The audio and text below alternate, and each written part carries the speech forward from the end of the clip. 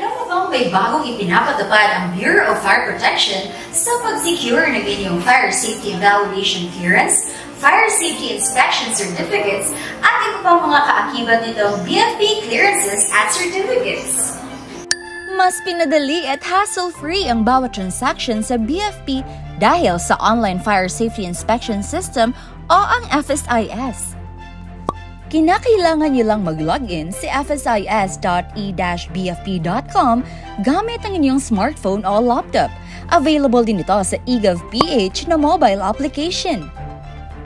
Piliin kung aling transaction ang inyong a-applyan at i-upload ang mga captured documents na kinakailangan upang masubmit ang inyong application. Kapag nag-reflect na ang inyong transaction sa account ng BFP, ang BFP Customer Relations Officer ay siyang magsusuri kung ang inyong attached documents ay tama at angkop. Kung tama, ay agad itong ipapasa sa assessor's account upang makompute ang halaga na kinakailangan niyong bayaran. Matapos nito ay maaari nang ma-view at ma-scan sa inyong account ang QR code for online payment gamit ang mga online payment platform tulad ng Maya at GCash.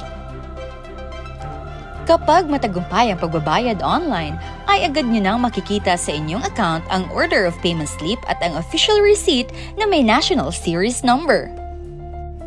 Itatalaga ni Chief FSIS sa mga fire safety inspectors ang mga establishmento na subject for inspection. Ang natatanging nyo lang gawin ay maghintay ng Notice of Fire Safety Inspection at Inspection Order.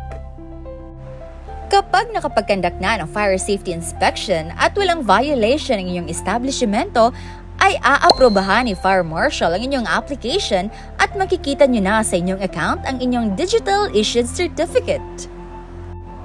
Ngunit laging tatandaan na maaari lamang tayo mag-apply ng ating renewal for issuance of FSIC kapag 3 weeks before the expiration date of the certificate.